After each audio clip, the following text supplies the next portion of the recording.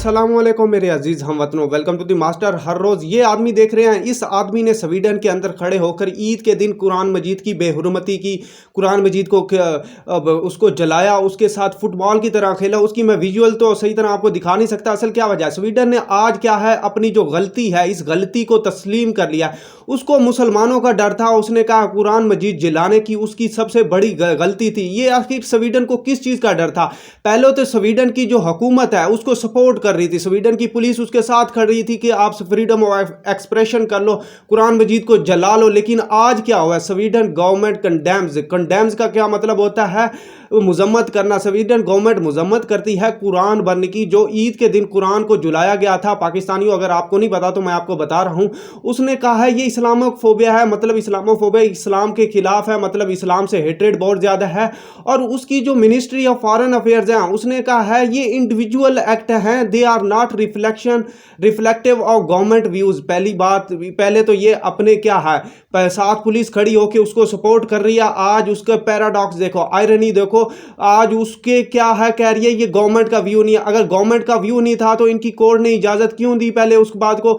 आज अगर कोर्ट ने इजाजत दी तो फिर उसको पुलिस क्यों सपोर्ट कर रही थी? आज उसके बाद क्या हुआ, दुनिया इनके स्वीडन के पीछे पड़ गई। दुनिया में बहुत ज्यादा प्रोटेस्ट है।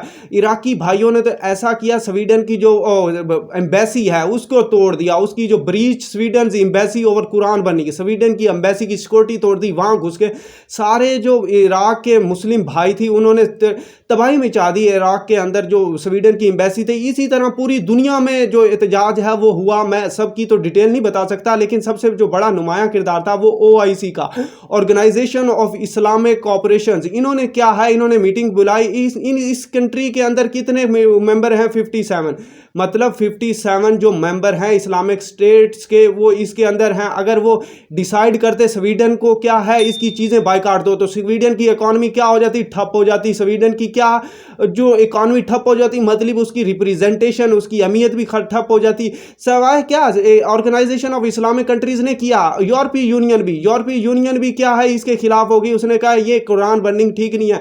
और सीक्रेट वेपन जो था वो था नेटो मेंबरशिप का। तैयब उर्दगान का क्या इस वक्त जो उम्मत मुसलमान के लीडर तैयब उर्दगान, वो बहुत ही लीडर अच्छे उम्र जो के रहे हैं, क्योंकि जो स्वीडन चाहता है वो नेटो की मेंबरशिप चाहता है। तो कुरान बर्निंग की तैयब उर्दगान ने क्या है, प्रेसिडेंट सिग्नल इट एब्स्ट्रैक्ट, मतलब रोक सकता है स्वीडन की जो नेटो की मेंबरशिप है। यह है हमारा प्यारा मुस्लिम टर्किया। इसको आज टर्किया नाम दे दिया, पहले टर्की था। ये है रशिया जिसे रीच का नाम दिया जाता है। ये है स्वीडन। जो स्वीडन है ये चाहता है नेटो कंट्रीज में आना चाहता है। ये जो सारे यूरोपियन कंट्री है ये नेटो के हैं। स्वीडन के अंदर क्या है, हमारा टर्की भी उसी के अंदर है और सेकंड लार्जेस्ट इसकी आर्मी है। स्वीडन को नेटो में आने के लिए टर्की का वोट चाहिए होता है। अगर एक भी वोट उसके खिलाफ आ जाए मतलब स्वीडन किसमें नेटो में मेंबरशिप इस्तेमाल नहीं है कर सकता, ना उसमें आ सकता है। नेटो का मेंबर क्या, अगर नेटो के एक मेंबर पर क्या रशिया अटैक करता है तो उसका मतलब क्या है, ये हालांकि बेलारूस इसका अपना, रशिया का अपना, अगर जो नेटो पे एक मुल्क पे अटैक करता है तो मतलब सारे मुल्क इसको डिफेंड करेंगे, सारे क्या इसको डिफेंड करने आ जाएंगे और क्या रशिया के खिलाफ हो जाएंगे। इस वक्त स्वीडन क्या नेटो में नहीं है, स्वीडन को अपनी खतरे जंग की पड़ी हुई है।